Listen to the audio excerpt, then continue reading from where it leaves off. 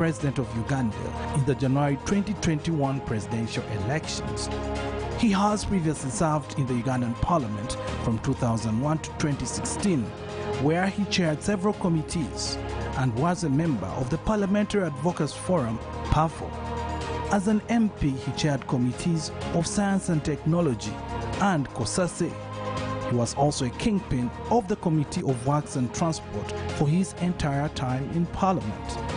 Patrick Oboi Amuriat, also known as Paul by his supporters, is the FDC party president, having won elections on 24th November 2017 in the FDC 7th Delegates Conference that was held at Mandela National Stadium, becoming the third president after Major General Gregory Mugisha Muntu and Dr. Kiza Besigye. Ladies and gentlemen, our panel tonight.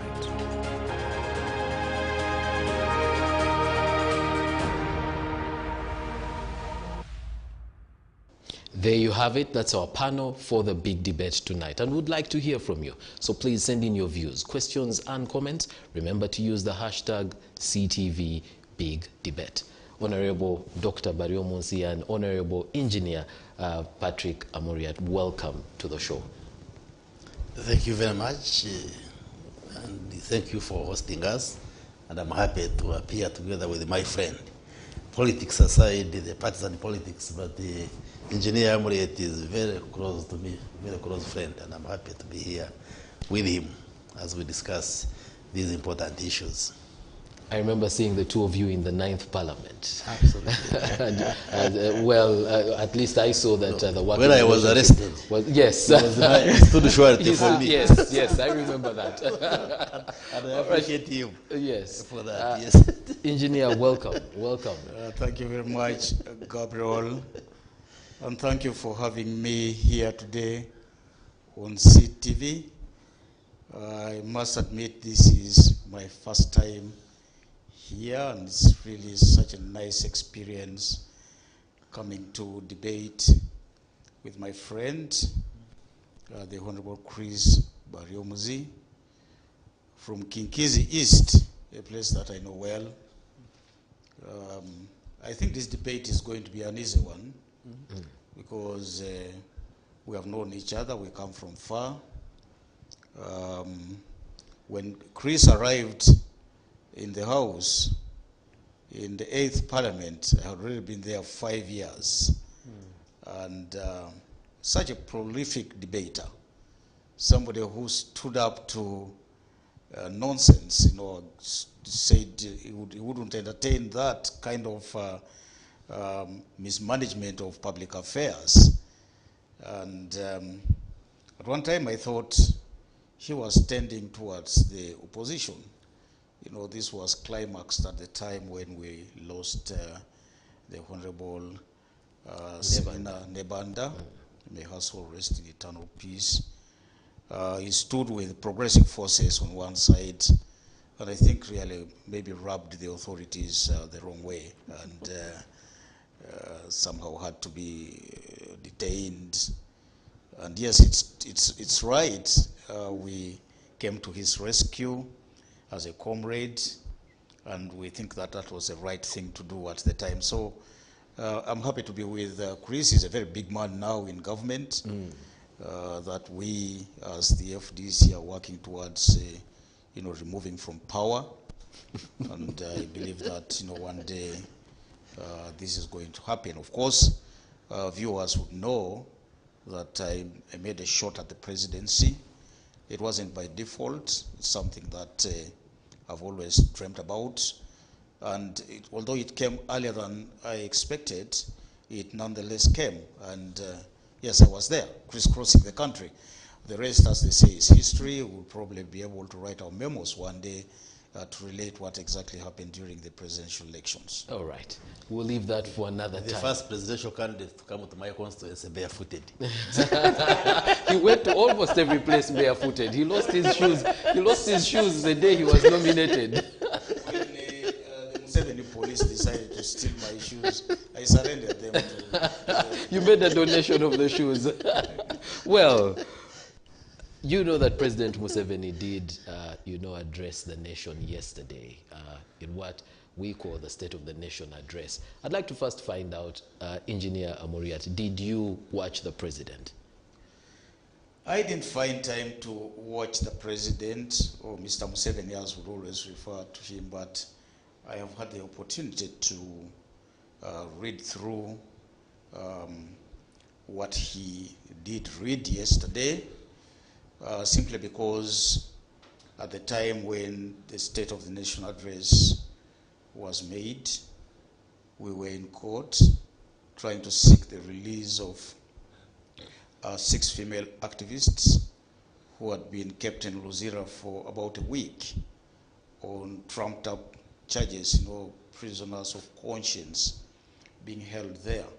So when I got to know about my coming to this show, I decided to look through his address. It's transcribed in the Monitor, and I'm thankful to the Monitor newspaper for doing this.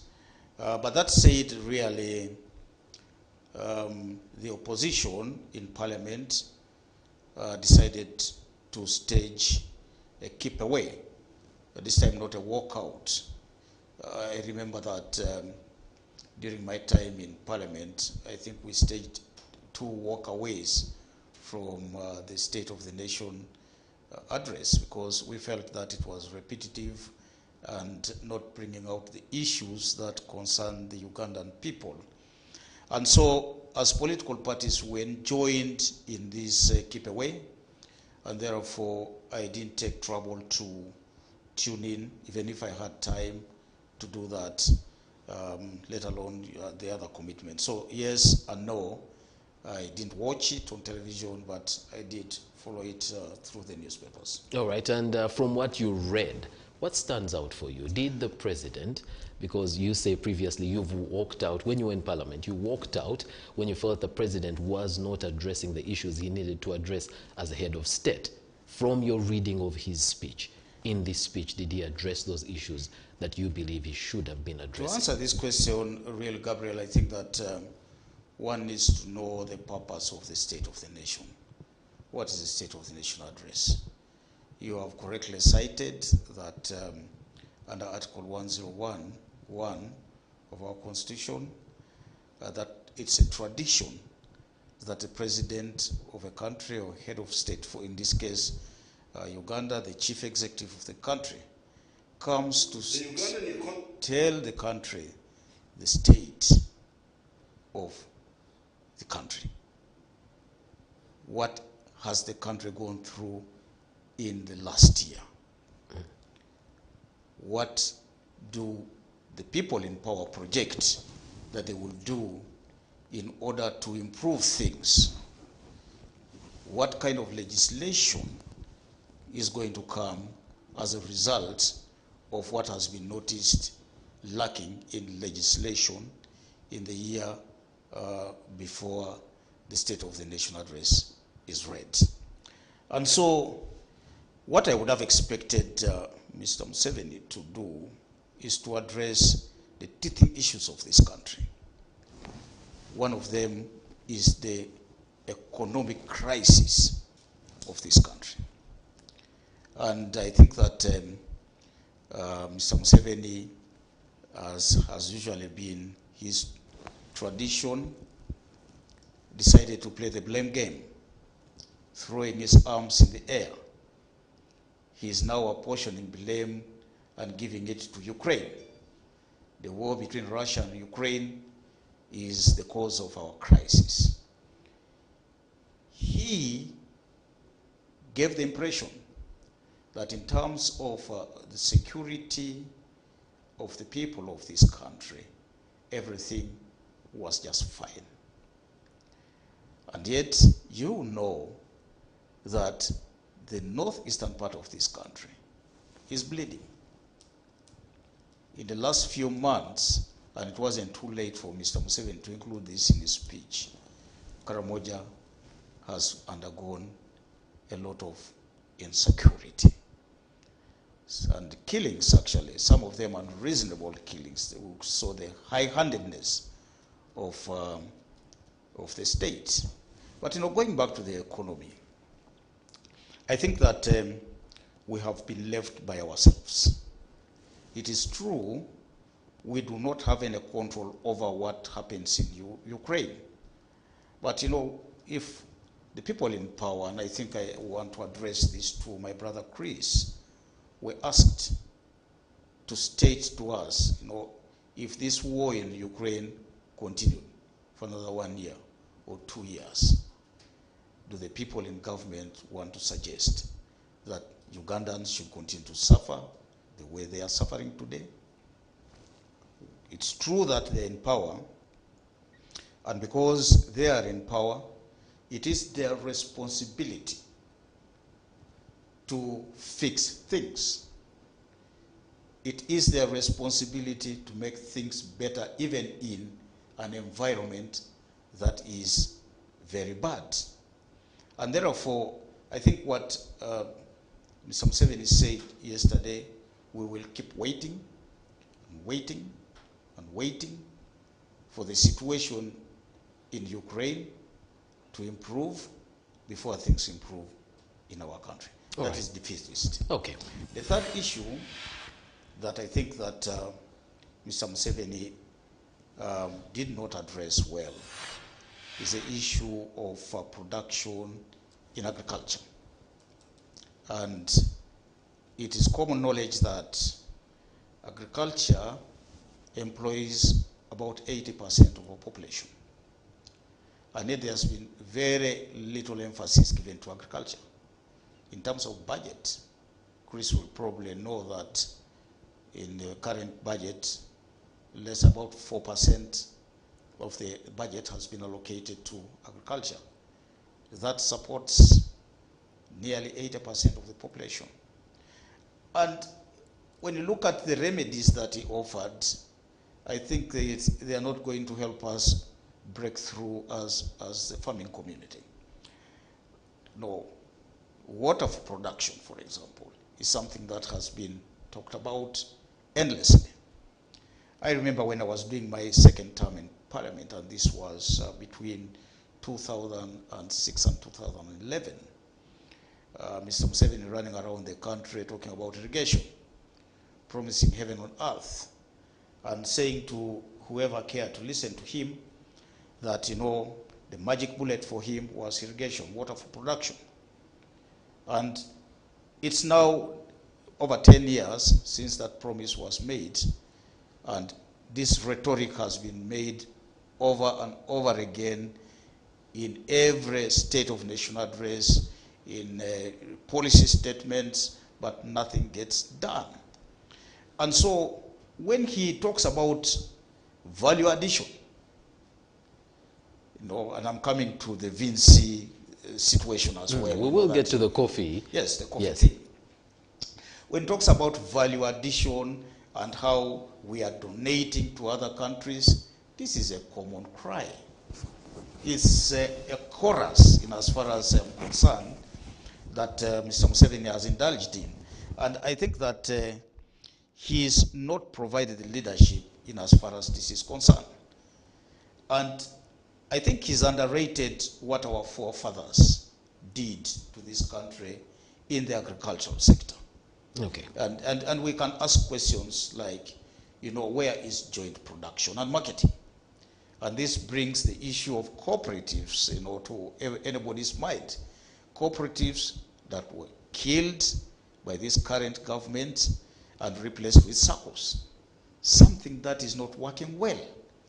You know, Uganda has been turned into a guinea pig just because Museveni does not want to copy from those success stories that drove this country. You know, Banyankole Kwetrana, Bugisu Cooperative Union, Teso Cooperative Union, West Mengo Cooperative Union, and you can name them, all over the country, that guaranteed farmers working together to produce. They would produce in large quantities. They would be able to, they would be provided with the inputs by government. Today we are left, you know, to provide inputs by ourselves. I am a cattle keeper. And, you know, when Museveni talks about buying acaricides and buying other kinds of animal drugs. You know, we buy at a very high cost, but sometimes end up buying counterfeit. And we just wonder, who controls this country? All right. Let's hear from the Minister of Information and National Guidance. Well, even before you go into, what the President, included in his speech yesterday, yes, we have mentioned that the opposition in Parliament decided to stay away. You were there. Did it make a difference? Well, thank you very much. First of all, I realized that the opposition was absent after the president has spoken when we were leaving and the media was putting questions to me. I was just having an interview with the media. That's when I realized the opposition had not physically attended the parliamentary session. So that implies that we didn't feel their absence and we didn't miss them because this was a parliamentary session. We had a quorum, but in any case, the sitting of parliament doesn't require numbers per se, maybe when we are voting. But I also know we amended our rules. Members of parliament can attend virtually, and you are considered to be in attendance or to be attending parliament.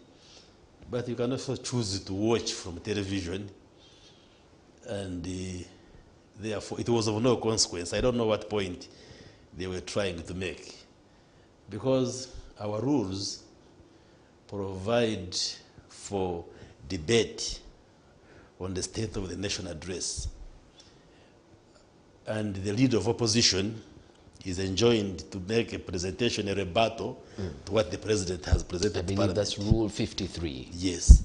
And therefore, if you want to express displeasure, you can choose to write alternatives as the opposition. And when the motion is brought in Parliament to debate the president's address, then you challenge what the president addressed. That's how a civilized opposition would handle the matter. But for you to be absent, and then my friend or boy, he had to rush to read what is in the papers, and listening to his response, it's either indeed he didn't listen to the president, or he read what is in the papers, and he poorly understood it, and he has just chosen to bring the usual rhetoric from the opposition. And it would have been good for you to be there to watch, because to understand somebody's presentation, you must look at the body language, you must look at the tone of his voice. Like yesterday, the president was in an upbeat mood and came with a lot of energy and was very emphatic. And all of those are very important in the communication. So it would have been better for the opposition to be there, even if you disagree with what somebody is saying. I think it's always wise that you listen and then you can put your arguments back. But by absenting themselves, I do not know in their measure what they think Ugandans have benefited from their being absent. So I would advise my friend here and his team that I think boycott is not a wise decision, because your voters elected you to go and sit in the parliament, and they elected you to in an opposition party. Okay, maybe by then they thought your party would win, but you represent your people there. So when you absent yourself in parliament, you are just misrepresenting the people who voted you to be there, because they know you are there as opposition. You may not like what the government is presenting, but by absenting yourself, you are basically undermining your very people who sent you to sit in the parliament and represent their interests. Right. So that said, the rules state that when the president is addressing, Parliament, when he's giving the State of the Nation address, he will be listened to in silence. Yes.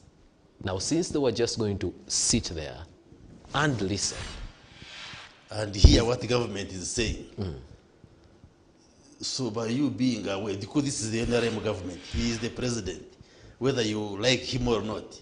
Up to 2026, he is the president. Whatever you are implementing in your constituency is the program of the government.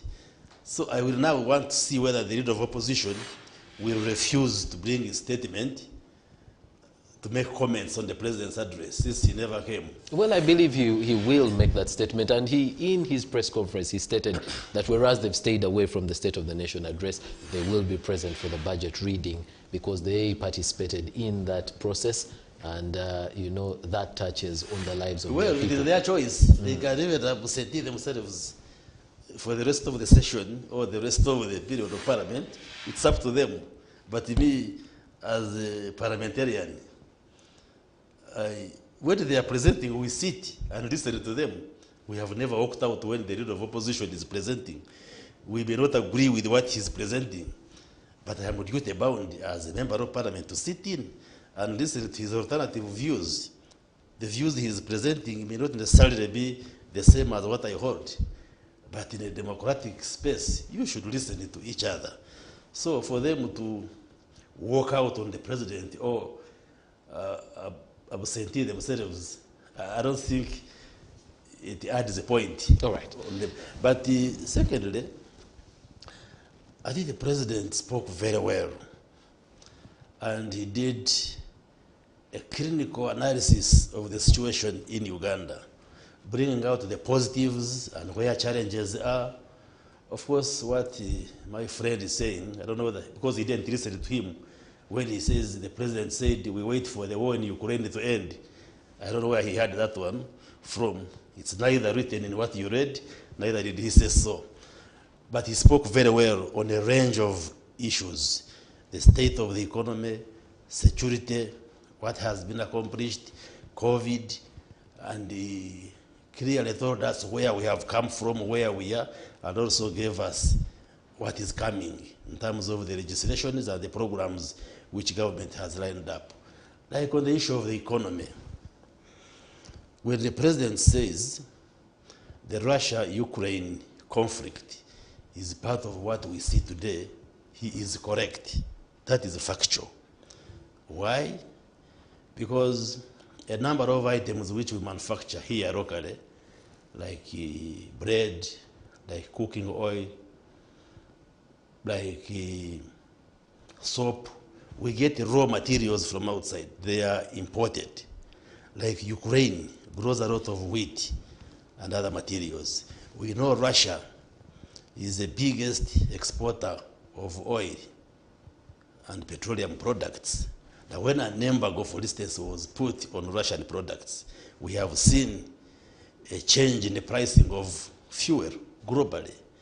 Now, this war has meant that the exports from Ukraine, the wheat and other things, are not coming. That's why bread is up. That's why cooking oil, the price is up. That's why soap.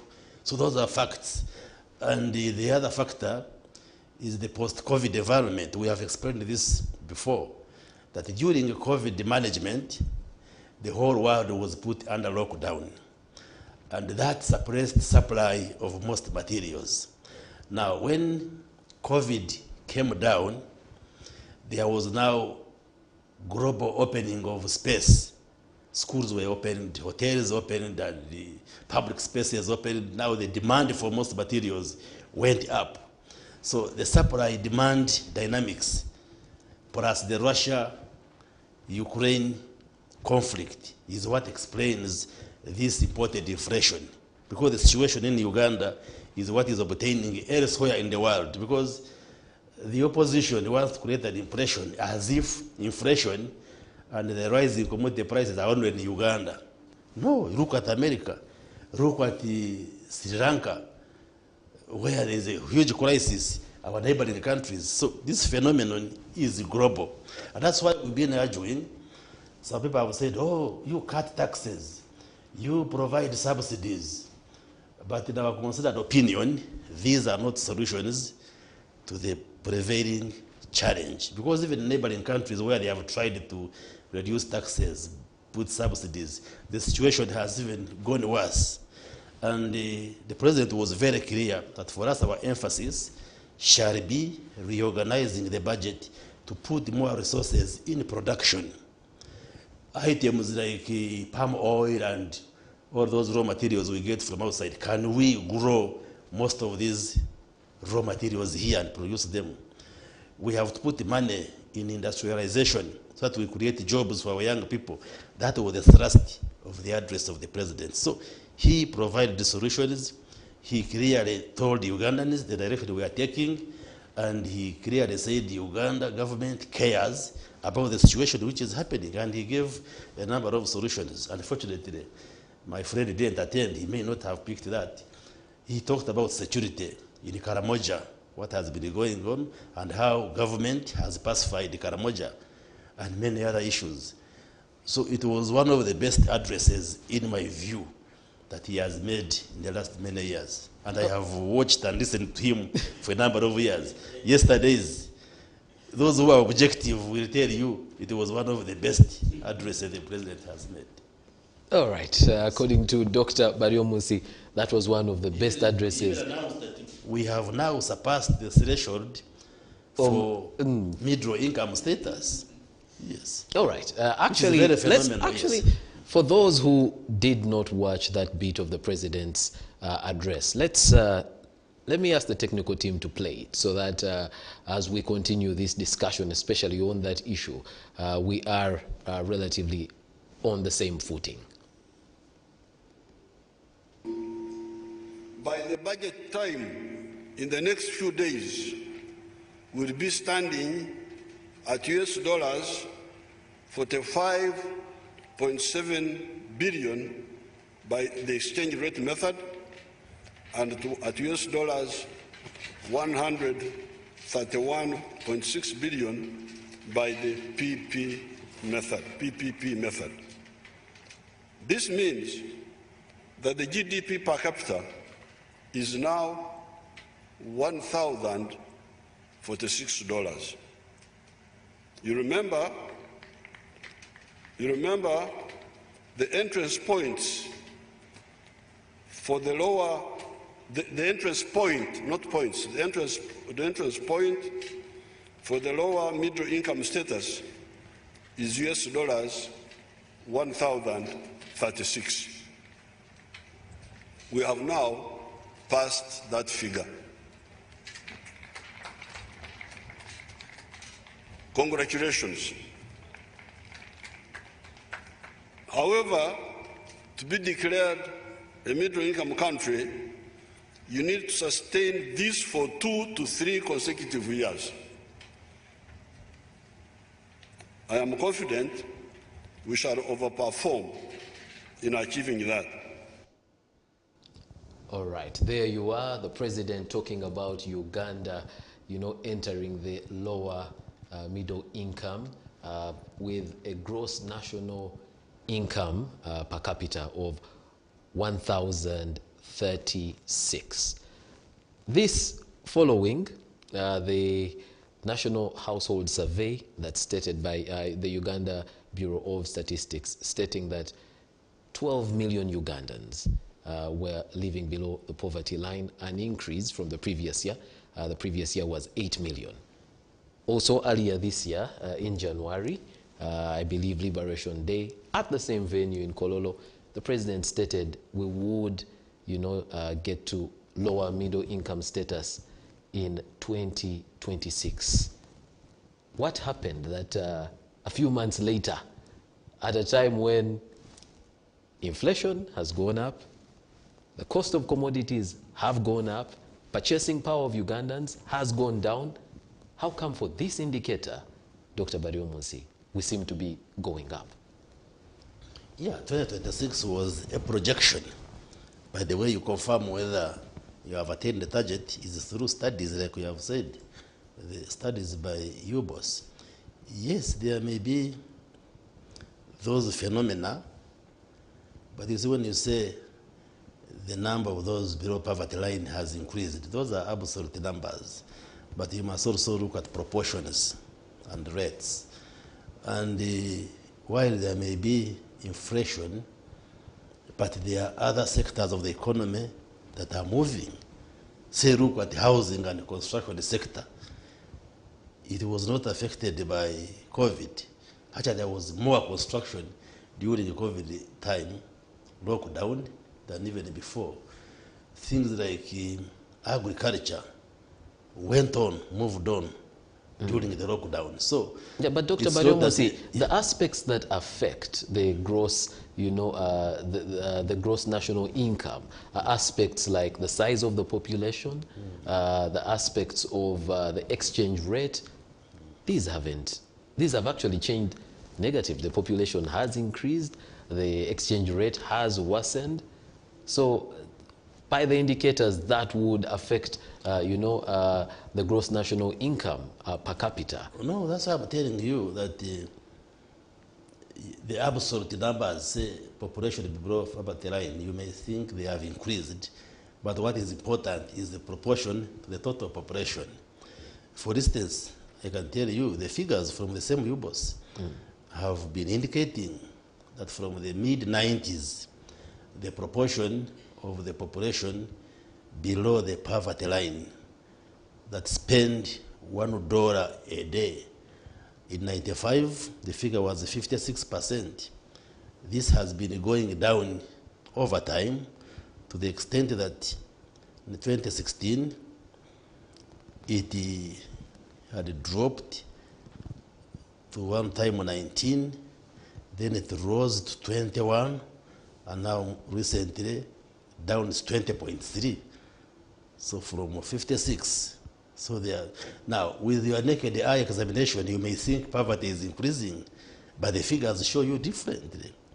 The figures show, why? What of the status of the citizens? What of the status of the citizens? The ability to buy, the ability to, actually purchase. But what figures do you have to show that the ability has gone down? You see, these are averages. And an average, a statistic, they tell you is when you put your head in an oven and your feet in a cooler. That's what statistics mean. Improvement, reaching a middle income level doesn't mean there are no people who are poor. This is the national average. You still find people who are okay and people who are bad off, but on the average, we are saying the situation has improved and we have reached that mark. So there is no contradiction at all. There's no contradiction. Honorable Amuriat, on the president's, announcement that, some are excited about, others are quite skeptical of Uganda, getting to the lower middle income threshold. I think that I want to begin by correcting an impression created by the Minister of Information about what a state of the nation is. And I want to say that the state of the nation has nothing to do with the body language of the president or that person who is presenting it. It has to do more about what is written and delivered to Parliament. And I am sure he knows that in the next few days, the address to the nation is going to be put in the pigeonholes of members of Parliament. So I do not see any mischief in the leader of the opposition and the entire opposition not being in the House, because after all, really this is going to be presented to members of Parliament in their pigeonholes. A response is going to be given by the opposition. We will have an input to that response. All right. And it will be debated in the House. All right. On that, the president was very emphatic when he, spoke about issues like, the share that countries, especially in Africa, that produce coffee get from coffee, on corruption. Does that not count for anything? Where the president, is stern and even, raises his voice and, his actions change to show that he's serious about this issue. Do those not count for anything? I think that, first of all, let me respond to the figures that were given by Mr. Museveni yesterday, which are meant to indicate that, you know, we are entering the lower income, middle income status as a country. My brother, Honorable Baryomuzi, is right. These are averages. Now, I have been moving lately across the country, and you can see, smell, and feel poverty. Very terrible situation in which common Ugandans are. Now, if we have to believe that average, what that average means, given what we see in the population, is that in this country there are super rich people. Super, very rich. In fact, I don't know, beyond, you know, they are advanced, in the advanced income bracket, if I may, you know, use that expression. And there are those who have achieved, you know, first world status. Yes. They live, you know, like they are in Europe or in America. And I want to trust that these are the thieving population of this country, taking away from the poor and putting public resources to their personal use. And that percentage is very small. Plenty of money, few people, to the extent that when you average this, it gives the impression that even the poor person in my village in Kanyum is well-to-do. Shares this wealth. Yes. The wealth is not common wealth. Yes, but Honorable, it is those are the wealth given standards that are used for measuring.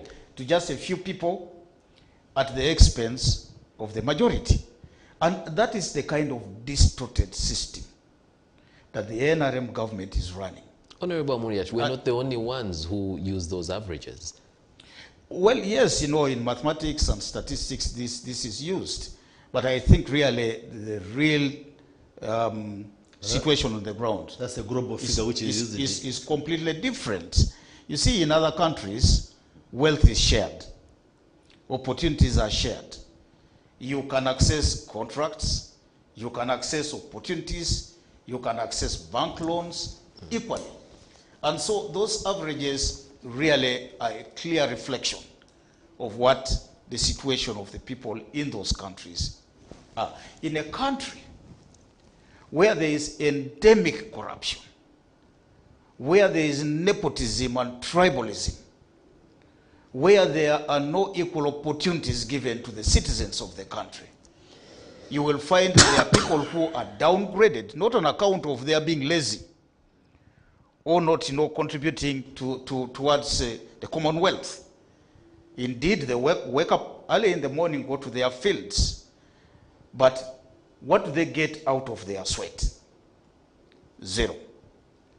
And so really, commonwealth is not common in this situation. The president gave advice on what, you know, Ugandans should be, for example, cultivating in order for them to be lifted out of poverty. It is a shame that Mr. Museveni has been in power for 37 years. And he's been advising and advising and advising and not doing anything about his advice. No, this State of Emergency address was made as if this was a government that is just 1 year in power.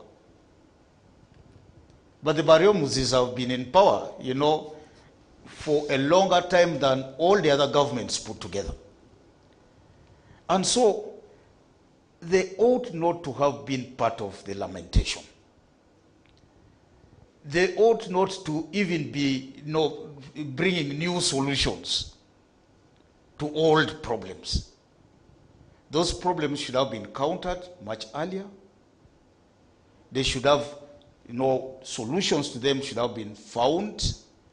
And by now, we should be on autopilot. You know, talking about relying on things coming from out of the country, as if there are no planners in this country, is a great embarrassment to this nation. And it's not like we lack clever people in the NRM. We have very brilliant people. Baryomuzi is one of them. That's why you must But listen to I us. do not think that these people have been given opportunity to help this country with the kind of wisdom that they have to propel us further. And I will give an example. You know, this debate on coffee that has been going on and on and on and on.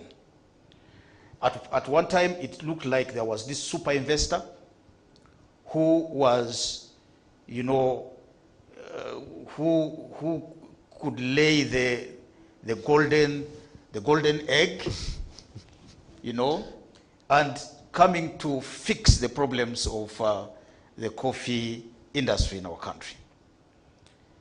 While this investor had failed in other projects assigned to her and her organization, she was now being heralded as the person who will liberate us in that sector. And surprisingly, yesterday Mr. Museveni said, no, it wasn't that investor's idea. It was his idea to begin with.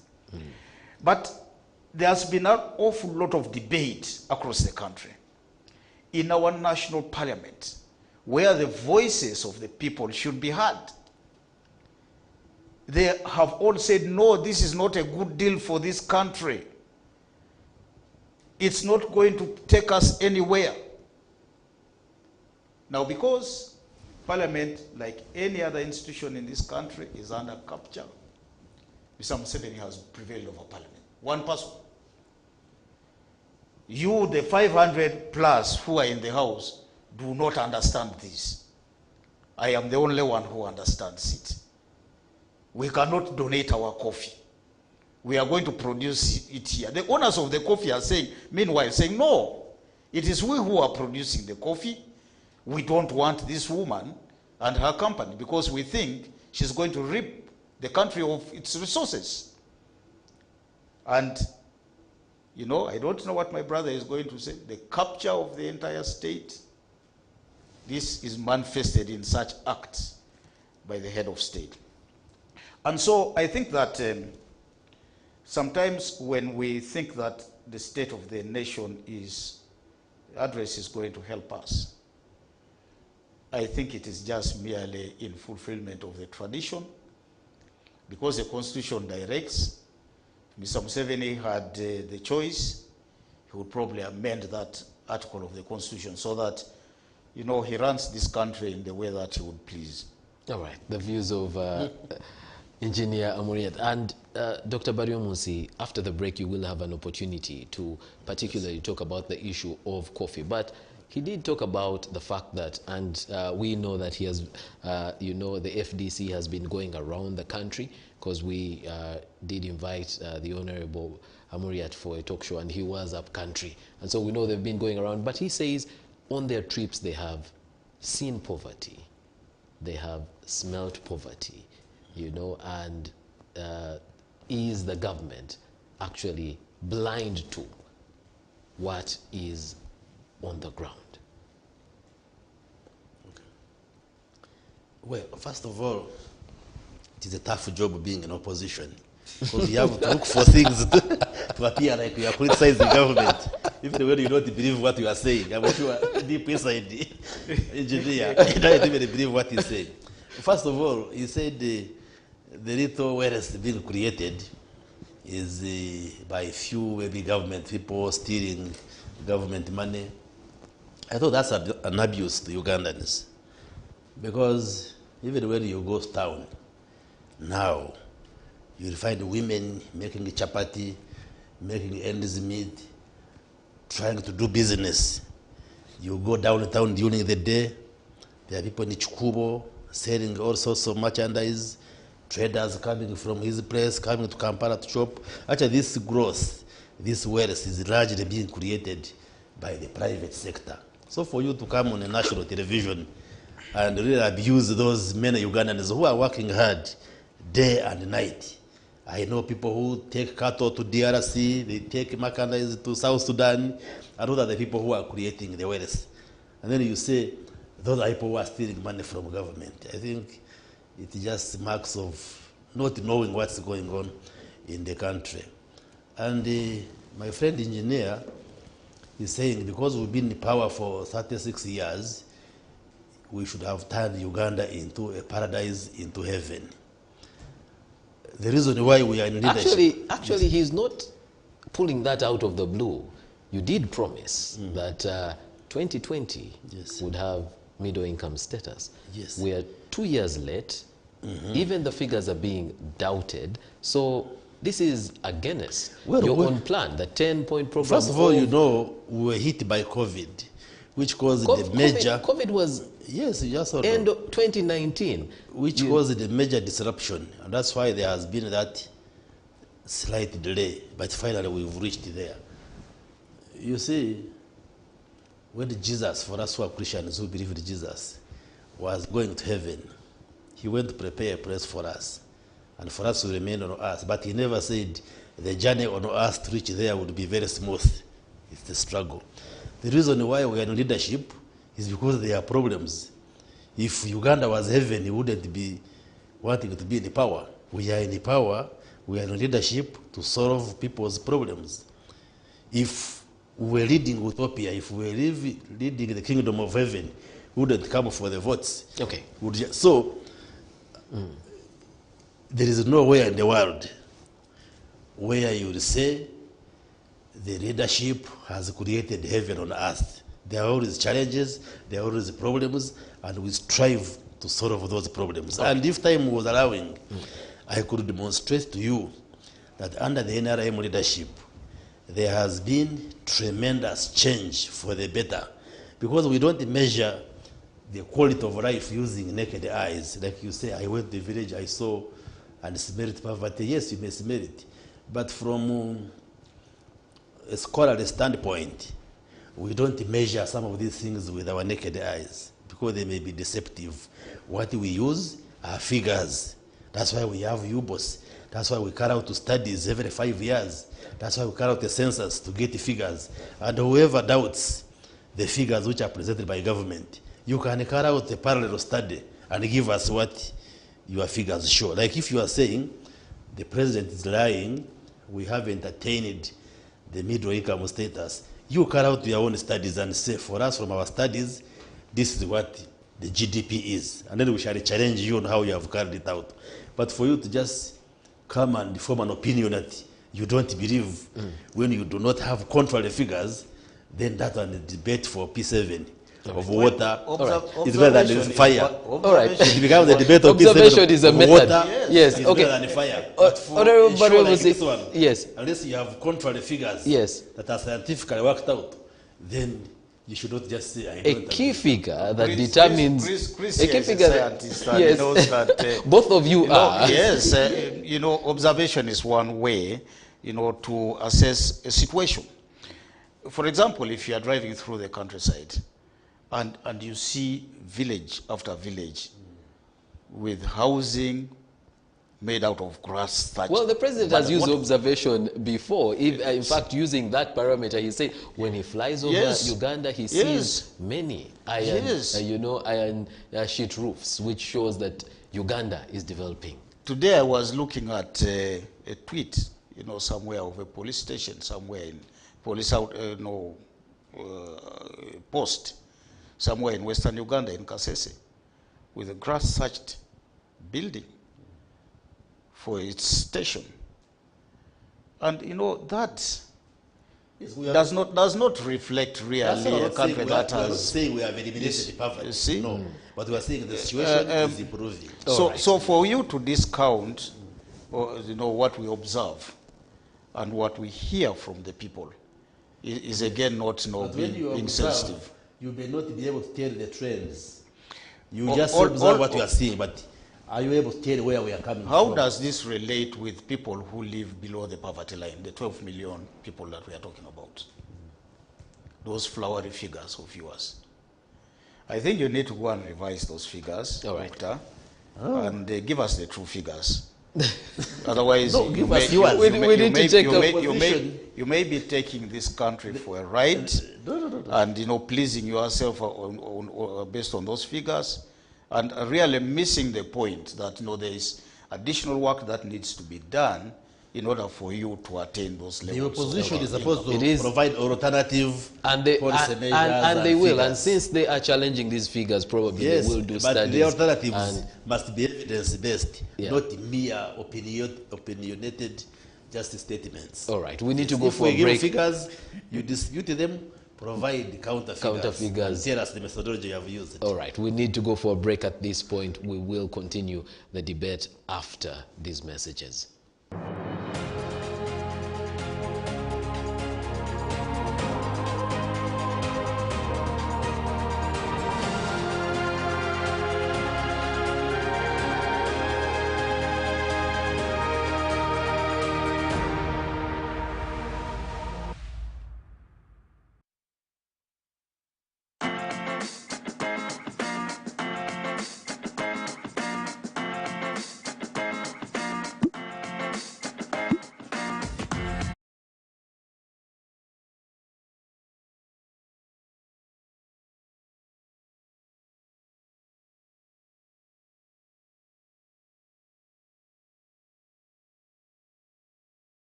We entertain you. Ngawe tukuwate.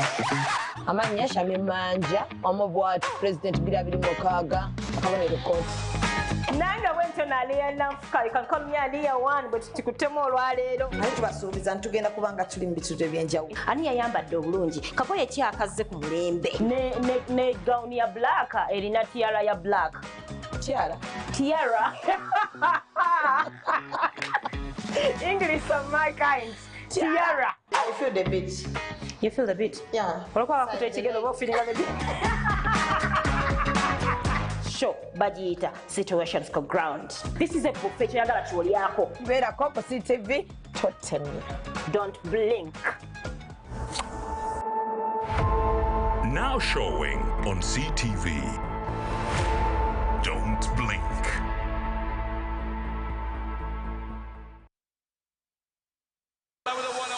Love sports? We do too. We got you covered. The Sports Dish, your daily lunchtime sports show that serves the intrigue, breaks down the act, and gives you an in-depth analysis of the odds. Who's going up? Who's going down? Catch all the thrilling action right here on the Sports Dish with Clive Chazé. Now showing on CTV. Don't blink.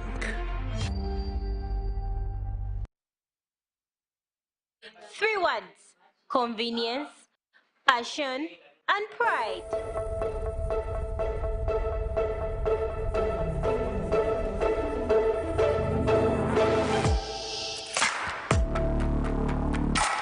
Introducing the KCCA-FC app, made for you to interact with the best football club in Uganda, giving you the latest news, transfers, membership options, merchandise online shop, match ticket booking, and fan zone instant messaging. To download the beta app, go to Google Play Store on your Android and search for KCFC. Download the app, sign up, and voila, you're in. Yes, the app is only available for Android users. iOS users, we are coming soon. The KCCFC app, inspired by you, made for you.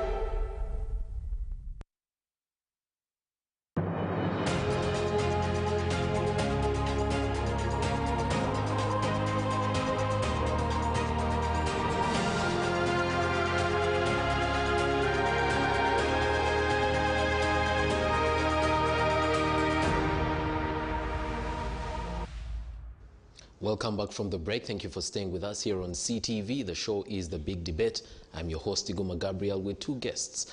The Honorable Chris Baryomunsi, he is Kinkizi East Member of Parliament, also Minister for ICT and National Guidance. We also have in studio the Honorable Engineer Patrick Amuriato-Boy. He is the President of the FDC party. Today we are analyzing the President's speech. He did deliver the State of the Nation address yesterday to Parliament, and the opposition that was not there yesterday will be responding in Parliament. We have talked about a number of issues from that address, but as just before we took the break, Engineer Amuria did segue us into one of the issues that the President had promised to talk about. This is the coffee deal. And we already have somebody online, and I'd like to encourage you, if you're going to send your questions or your comments, remember to use the hashtag CTV Big Debate so that it's easy for us to locate your question or your comment. JJ Akiki says, we now know the real Pinetti. If you did not watch the address yesterday,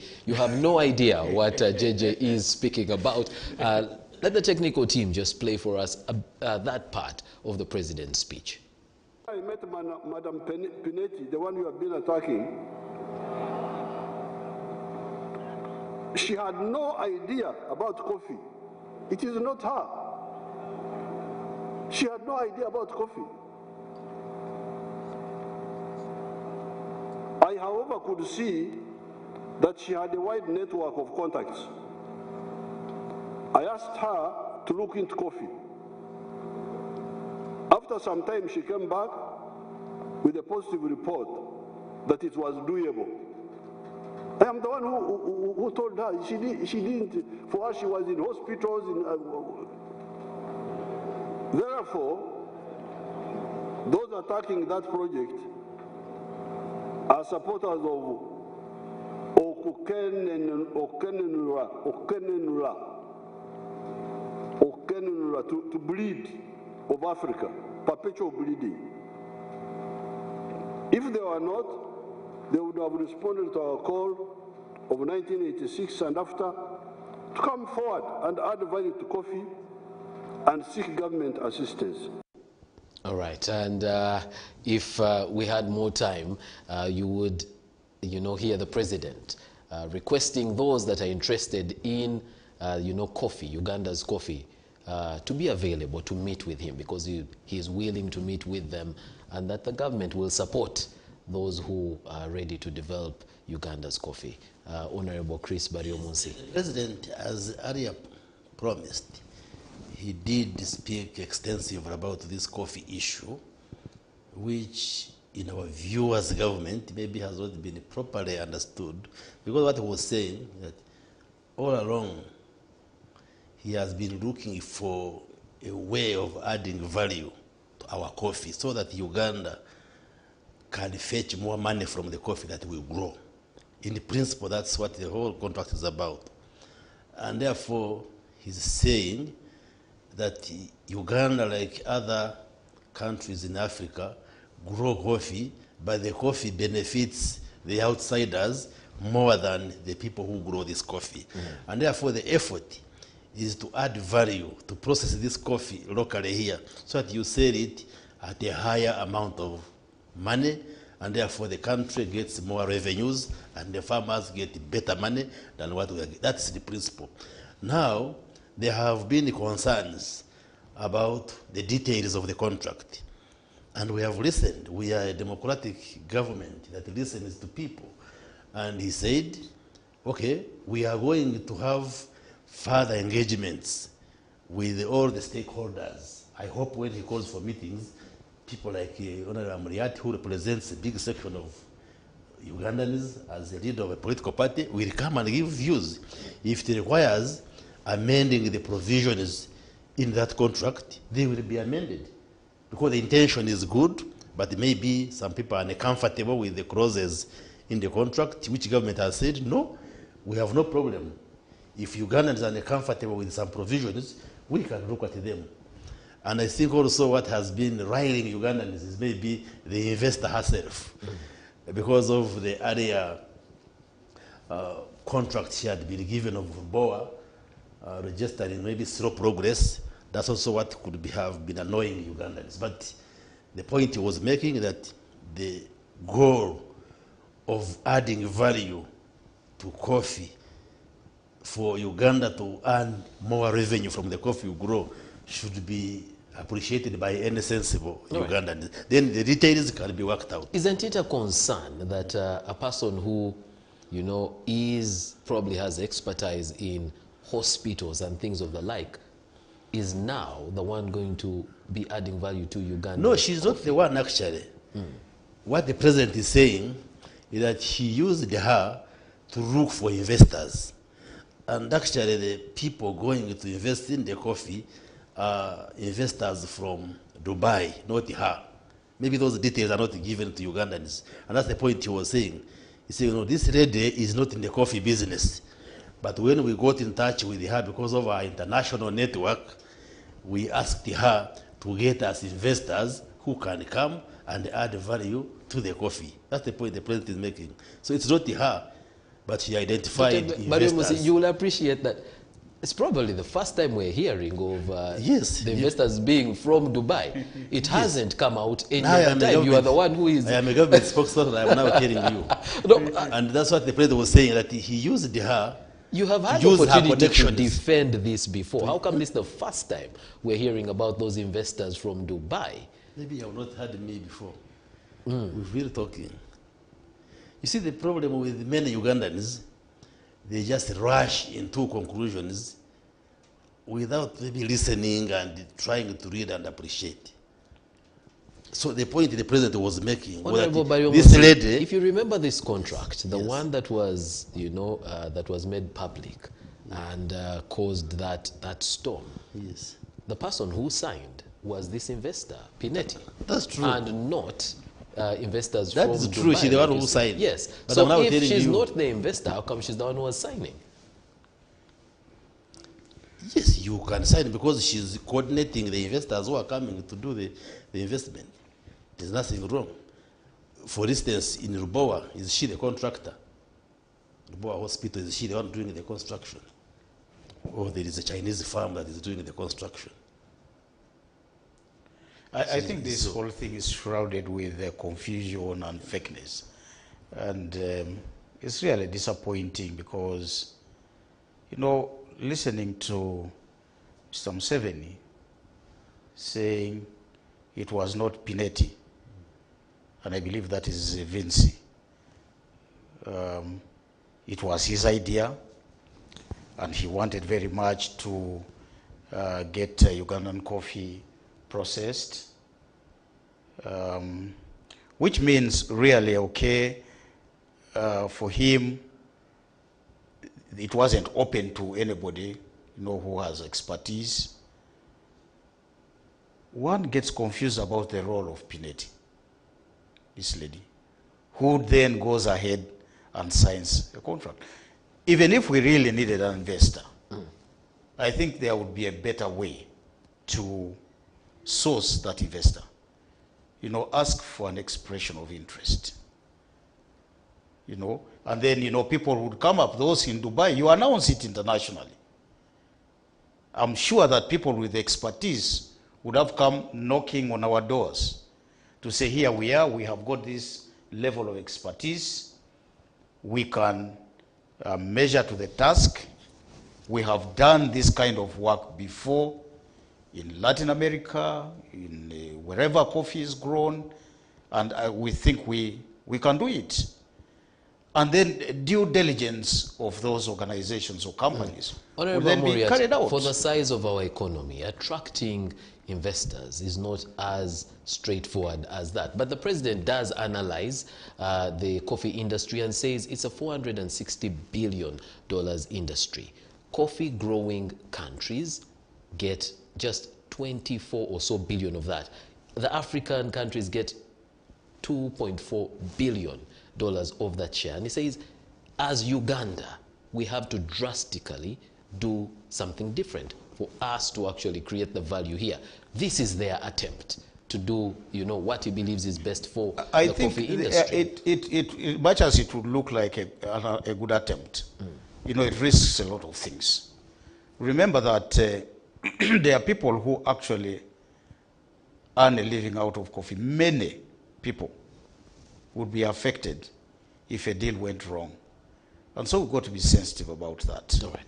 And I think that what the minister here has said, about Mr. Museveni going to consult the people who are involved in this sector is really like putting the cart before the horse. The contract is signed already. You are now, after meeting resistance, going to the stakeholders. What should have been done first is being done last.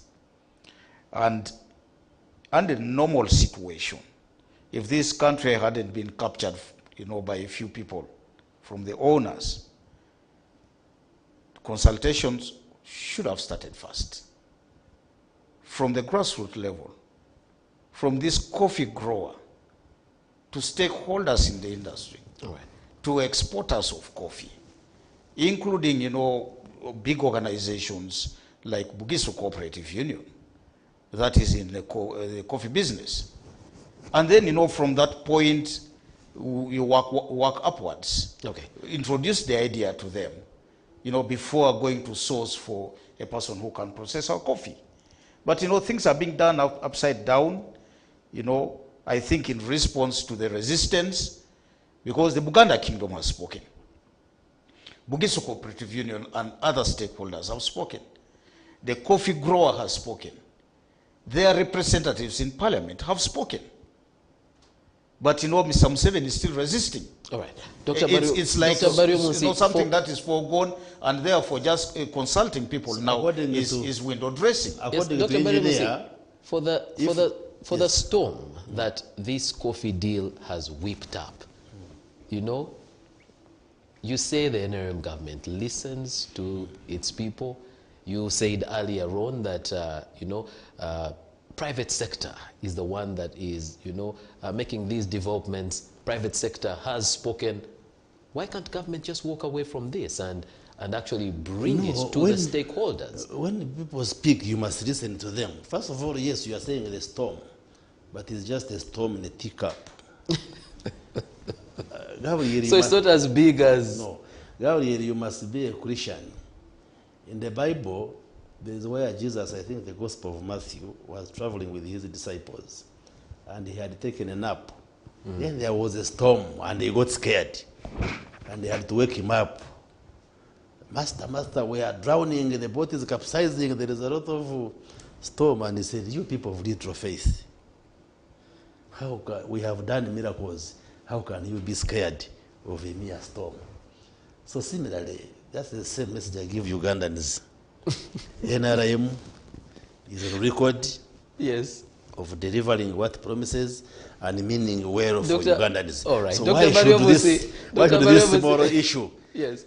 Because it cannot be a small issue. Is. The figures that we are looking First at of all, here of the potential of Uganda's coffee, Yes. and the fact that many Ugandans who are involved in growing coffee actually do, their livelihood is really anchored on and that. the purpose And of this if contract, it goes wrong, the purpose of this contract is actually to enable all those stakeholders to reap better from the coffee, not take them to the drain. All right. I am a coffee farmer myself, I have coffee myself, and I don't think we are so stupid that we would engage in something which would take us backwards. In my view, I think Ugandans haven't maybe fully understood and appreciated. First of all, I wanted to ask Engineer Muriet, is the notion that we should add value to our coffee so that we get better prices for coffee, is it correct? I don't know how we would answer that one. Leave alone the details of how we have handled it, but is it correct? And if it is correct, the Minister of Finance entered into that contract the way it is. And we are saying, okay, we have listened to Ugandans, people have concerns. To me, I think it is more of lack of understanding of the whole contract. And now the president is saying, okay, you have raised the concerns, parliament, opposition, the coffee farmers, we are now going to engage. So what's wrong with that one? Are you saying when the Uganda Kingdom speaks, when Bugisu Cooperative Union speaks, when MPs speak, we should just ignore them? We're saying, no, we shall not ignore them. We shall listen. You don't have to be very many to be correct. You can even be one person against millions and you are correct. And now the responsibility is on you to explain it to those who are not understanding you. And therefore we shall now engage in constructive engagement with all those who have issues with the contract. We ask, do you agree that adding value is correct? If the answer is yes, then how do we do the contract? You bring your concerns, we amend the contract to suit your interests. Is there a possibility of dropping these investors? Because that's part of the problem. The investor? Yes. You say, I've told you that even the woman, the lady, people are complaining about is not necessarily the investor. You said you didn't know, now you know. So, you should look at you should distinguish between form and substance. I think this is a problem of... No, form and substance. First answer my question. Is adding value to our coffee correct? Well, I can answer in the affirmative. Yes. But you know, what you are grappling with symptoms of a sleeping government. If I may ask, what would it take not to process coffee in this country? What is it that investor is going to bring in this country that government cannot facilitate the local entrepreneurs to do? You know, you've been in government for... Right. Let's allow him to respond. And unfortunately, now our time is running thin. 37 years, you know that there is a need to process coffee. In fact, this rhetoric of donating to the external world our products by local producers has been all over the place for decades now, propagated by Mr. Museveni himself. He spoke as if he wasn't the head of state in this country. All right. All the time. Let's have now, if the minister could please respond to this. What is it that, the special thing that investor is going to bring in order to have the coffee processed here? If it's the machines, can't government be able to facilitate the local people to do that? If it is the expertise, can't Ugandans be trained in that? Why do we have got to rely on people coming from outside? First of all, to correct him from his earlier submission, investments are not procured through adverts. You create a conducive environment that will attract investors. Just check the investors whom we have in Namave everywhere, whether it has been through adverts that they have come. So that's not the correct No. I didn't. You said we should put an advert in international papers. It could be through economic fora. You know, you go out, talk. You ministers spend a lot of taxpayers' money going to Western capitals. Yes. You know, what do you go to do there? Yes. In all these forums of attracting investors. That's why investments have been... Why do we have ambassadors and representatives in Western capitals? All right. And yes. I thought that is what they're supposed to do. Yes, they do it. And that's why investments over time have been increasing. But you use a plethora of methodologies to attract investors, including head hunting for people who can help you reach out to potential investors. So this investor, what are they bringing that the locals cannot this investment be facilitated is capital intensive. First of all, we haven't locked out anybody who would like to add value to coffee. Two, this is an investment which is capital intensive. Special incentives. No. By the way, those incentives are in the investment code. They were just lifted from the law and put in the contract. You see the problem, some of you don't read, you journalists. Just go and look at the investment code, the kind of incentives which are there. They are not different from what is in the contract. But people make noise without reading. That contract has a provision that if in the future we do have exemptions, if they need an exemption that does not exist in our laws, government will foot that bill. That's not in our investment code. That is a special arrangement. Yes. The reason why these incentives are being given is that This kind of investment is capital intensive. The investor is going to put in $80 million, which many people maybe And for the kind of industry, cannot. that's not very big, Dr. Baryomunsi. Okay, if you have it, you put No, it no, there. no, I'm saying for the coffee sector. Yes. Which is our main export. And we are saying, anybody who has it, we have not stopped you from coming to invest in this. You also get the same incentives. Absolutely. Secondly, we haven't said that all the coffee will be channeled through this investor. She's just going to be taking only 5% of the Ugandan coffee. You still have 95% of the coffee in the hands of the rest of the investors or people who do business in coffee. So why the wheelbarrow? Secondly, apart from those incentives, government is not putting in any money. Did you know that? The investor is going to bring her own money. The government is guaranteeing this investor to borrow money. Because government is guaranteeing. Well, sovereignty guarantees are really part of what we'll be doing as a government. Because you must create conducive environment to attract these investors. And that's how we develop the country. And we shall continue to attract even more investors into the coffee industry because, like I have said, this investor is not going to take all the coffee from the country. Over 90% of the coffee is still there.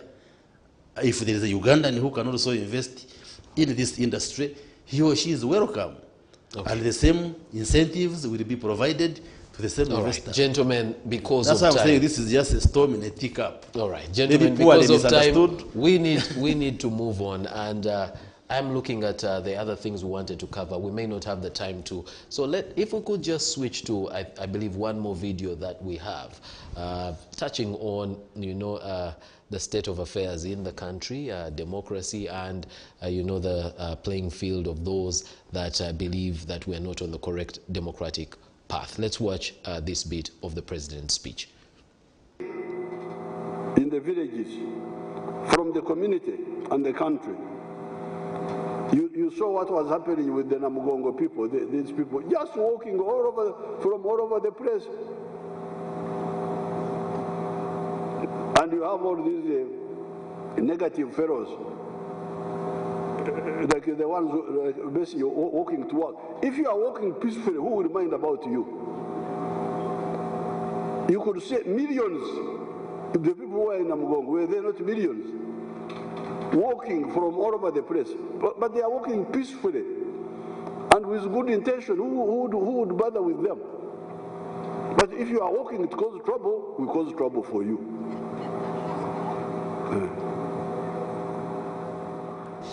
Well, the president also did use an analogy that Dr. Baryomunsi you will relate with, where he said, the force is a last option. The government uses dialogue, just like in health, surgery only comes as a last option. I will start with Engineer Amuriat on this one. You are bundled up as negative fellows in some of your pursuits. You have had the president. Is that the way the opposition and forces aligned are treated by the government? I think that Mr. Museveni tries to compare incomparable situations.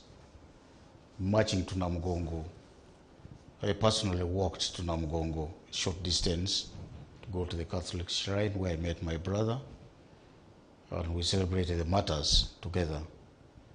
That is a religious function. What Dr. Kizza Besigye and some of us do is to highlight areas where there are inadequacies in this country. And we speak for the people.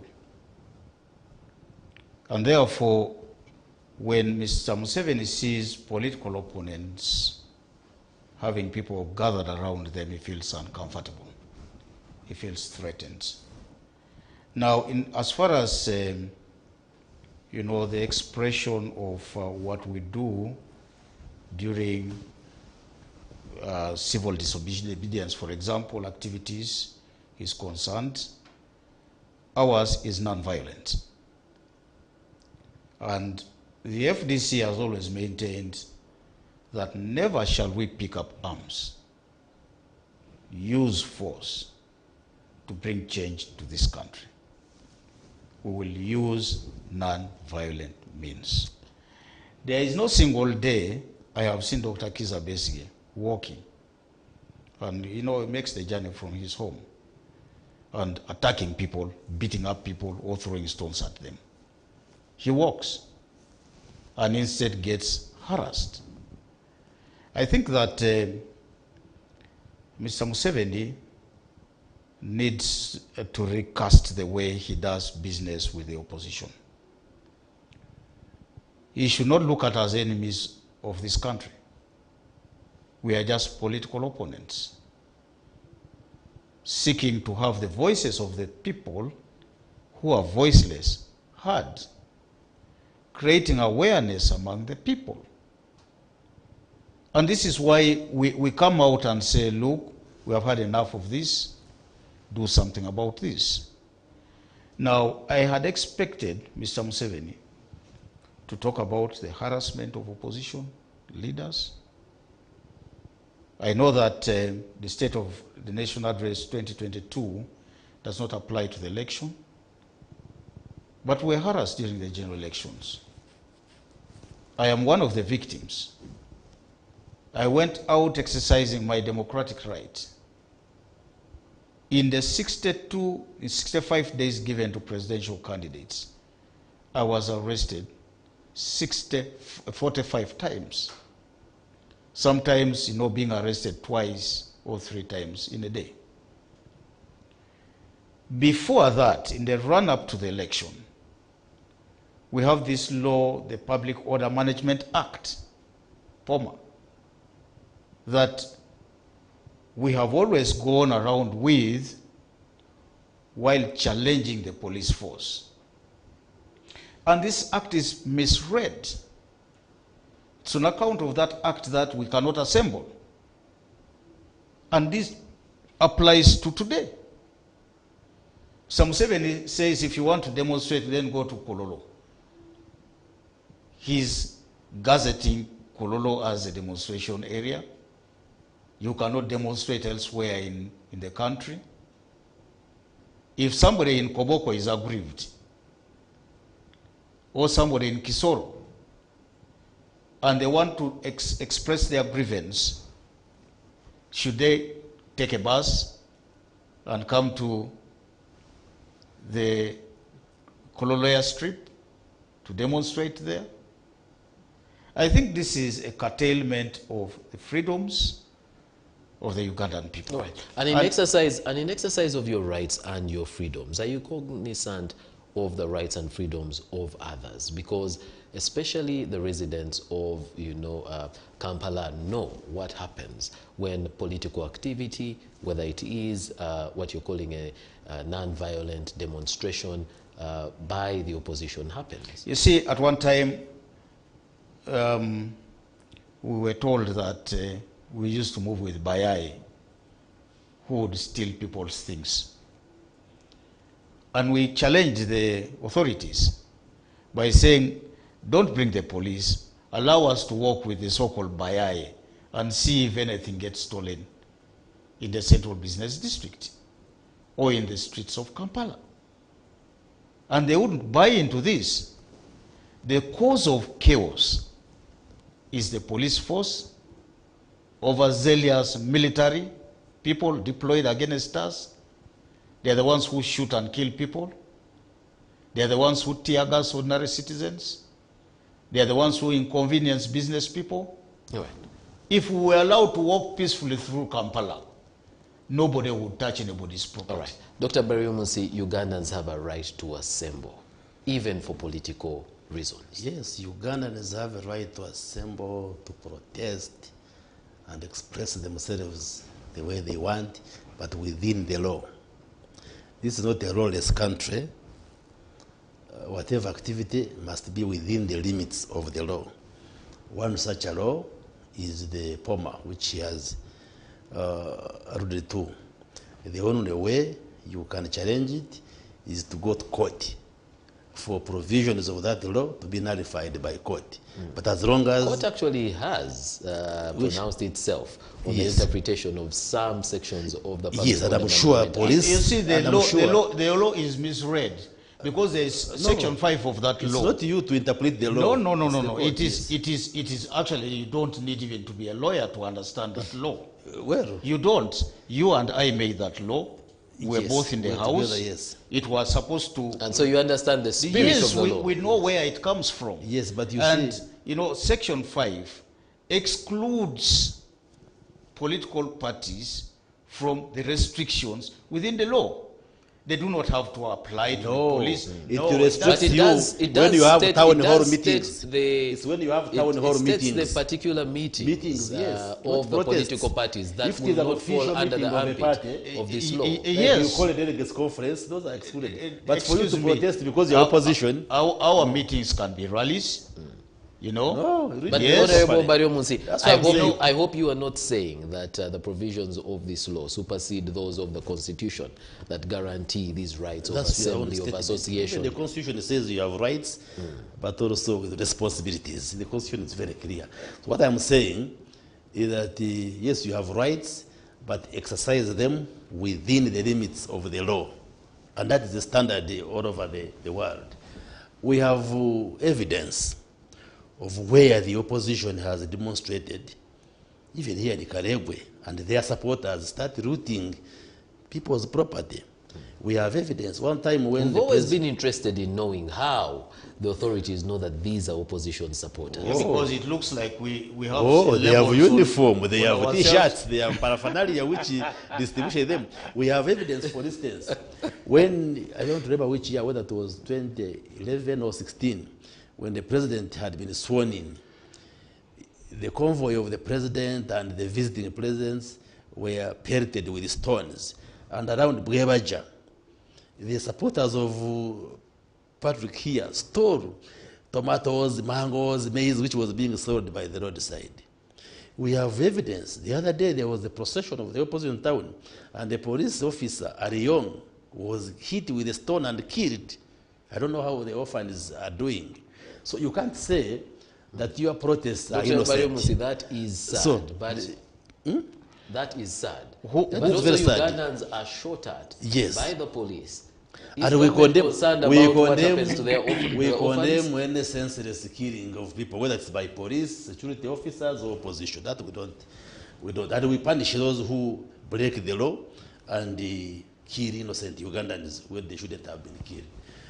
Now, when the president said you go to Kororo, what he's saying is that, okay, if you want to express your displeasure, you can go to an area where you won't disrupt the business activities of others. Because while you have a right to walk and protest, but there is somebody selling her tomatoes in Karegwe, whose rights also must be protected, and the state is there to protect that person. Don't think because you have SJ or Amuriat, you will go whether somebody's business is destroyed. So can the police move alongside to ensure that these negative No, that's why the things law do not says. happen? That's why the law says if you want to organize that assembly or procession, work with the police. So the challenge with our brothers and sisters is that they ignore police. They say we have nothing to do with the police. We shall go it our way, and then it results into a confrontation. The words of the law notify. The words of the law notify. Yes, I'm saying Not work seek with, which permission. notify. Many of them do not notify police. I am sure there are opposition leaders who have worked with the police and had the activities successfully done. All right. Gentlemen, unfortunately, we are out of time. So I'd just like to come to each one of you to give your final word on the show today. Next week, the budget will be read. Basically, this is a precursor leading us into the budget reading, also setting Parliament off, but this time in particular for the second session. Your expectations, Honorable Amuriat, as you give your parting shot. Well, I think that what I want to see coming off the budget is money put to the production sector. Means should be sort of stopping the hemorrhage. I think that Mr. Museveni has really never been serious about fighting corruption. He has encouraged it by even, glorifying corrupt people. He's in a way said, so long as they steal and invest here, it's not a loss to the country. And so this continues to fuel, hemorrhage of public resources. By and large, I would like to say I don't see much hope in what is going to come out of that budget, because midway you are going to see budget cuts, budget lines are going to suffer, ministries, departments and agencies are going to have their money shifted to defense. You are going to have supplementary requests day in, day out. In midway, you are going to have, money shifted from one area to another. And so really, the budget in this country does not work. It doesn't. It is there in figures, looks good. Even in the figures, the allocations are skewed to favor, defense, security, the State House, sectors that are consumptive in nature. And so this cannot foster the development of a country. And I think the earlier that Mr. Museveni's government realizes this, the better it will be for this country. And so we are going to go through the usual ritual of passing of the budget. We, the downtrodden, are going to continue to suffer the brunt of taxes, and I really do not see any hope in this economy reviving, under the current regime. Very briefly, what of the second session of the 11th Parliament? Parliament is under capture. It's an institution that is really, in my view, a walking stick of Mr. Museveni. And you have 30 or so members in that parliament. Well, they are there. The FDC. Those are voices of reason, maybe together with the other people in the opposition, who number up to about 100 something, 101 or so. They are just too few. Chris here just told you at the start of the show that he didn't even feel that they were not in the even house. Without the opposition, they had quorum. And you see, by the way, I don't know whether the sitting arrangement has remained the same, that the opposition is separated from... opposition is to the left of the speaker, right? Yes, and that happens in the State of the Nation address. So the absence of the opposition from the House should have been conspicuous. No, my brother, Honorable Baryomuzi, should have seen this. But because... Maybe his was a political statement. Because the opposition is considered to be nothing, their views are not respected, however weighty they are, they are useless. After all, we have the numbers. That is the arrogance that we have always talked about. Right. That the NRM practices and continues to practice even in the August House. Because of time, allow me to come to Dr. Baryomuzi. But since he spoke about corruption, I'd just like you very briefly talk about corruption, because the president did state, and he was talking about an investor from China who was supposed to put up a fertilizer factory. And he said, this investor was forced to pay many bribes, and he knows the people who took the bribes. And yet, he admits he didn't take any action. Yes, at times you may know, but lack concrete evidence. And this is not the first time the president is saying that. Yes. You see, somebody can come and whisper. The fountain of honor, the consumer of high intelligence in this country. Somebody can come and whisper to you, but you must stole this. But unless you have evidence. And you talk about it as if it is gospel truth. Yeah. I think Mr. Museveni needs to behave like the president of this country. We have all right, let's allow Dr. Baryomuzi to respond. First of all, the president was very clear, as usual, that the NRM government does not condone corruption, and corruption is punishable in our government as long as there is sufficient evidence. If you want to test the strength of government, you misuse public resources, then you see whether the systems work, and we get evidence. Even you, Muriati. No, I have no access. No, we give you money as a political party. As a political you know that party. you have a number of politicians who are incarcerated, and you're still looking for evidence, and yet you are holding on to them. The prostitution is on. Hold on to them, and then prostitution is on. Prostitution is on. Yes, they haven't been shot at or killed. Prostitution is on, and yet I agree with you. People who investigate should do the work faster, and then the trial becomes speedy. But the president was very emphatic and categorical that one of the areas we're going to put focus on is fighting corruption, because we abhor corruption as a government. Listening to my friend Muriati, you then appreciate Ugandans why they don't vote the opposition. Because when you just project a picture of dampness and no hope and hopelessness, then therefore it's important for Ugandans to avoid you and go with NRM, which gives a message of hope, and the State of the Nation address, which will be followed by the budget that will be ready next year, rather next week, is a budget of hope. We have gone through challenges of COVID and other issues, but the economy has remained resilient despite those issues.